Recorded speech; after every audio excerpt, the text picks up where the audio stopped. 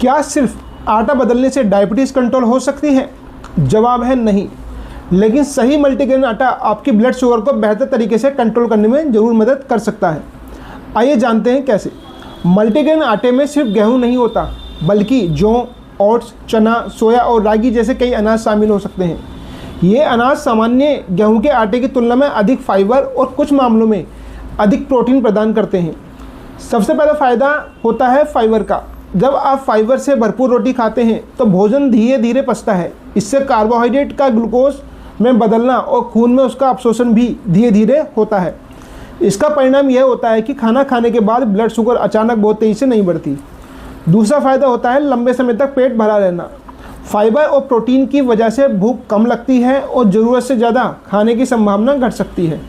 यह वजन नियंत्रित रखने में भी मदद कर सकता है, जो टाइप 2 डायबिटीज़ को कंट्रोल करने का महत्वपूर्ण हिस्सा है।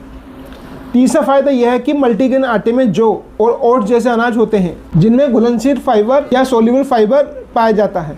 यह भोजन के बाद ब्लड शुगर को बढ़ने की गति को कम करने में मदद कर सकता है। लेकिन एक बात हमेशा याद रखें, हर मल्टीग्रेन आटा एक जैसा नहीं होता। अगर उसमें अधिकांश हिस्सा सिर्फ गेहूं का है और बाकी अनाज बहुत कम मात्रा में है, तो उसका फ़ायदा सीमित हो सकता है। इसलिए पैकेट पर इंग्रेडिएंट्स और न्यूट्रिशनल फैक्ट्स ज़रूर पढ़ें। और सबसे महत्वपूर्ण बात, मल्टीग्रेन आटा डायबिटीज़ की दवा नहीं है। अगर आप ज़्यादा मात्रा में रोटियां खाएंगे तो ब्लड शुगर फिर भी बढ़ सकती है। इसलिए सही पोर्शन साइज, पर्याप्त प्रोटीन और नियमित व्यायाम और डॉक्टर के द्वारा दी गई दवाइयाँ, ये सभी उतने ही ज़रूरी हैं। सही मल्टीग्रेन आटा संतुलित आहार और स्वस्थ जीवन शैली के साथ मिलकर आपकी डायबिटीज़ को बेहतर तरीके से मैनेज करने में मदद कर सकता है। धन्यवाद।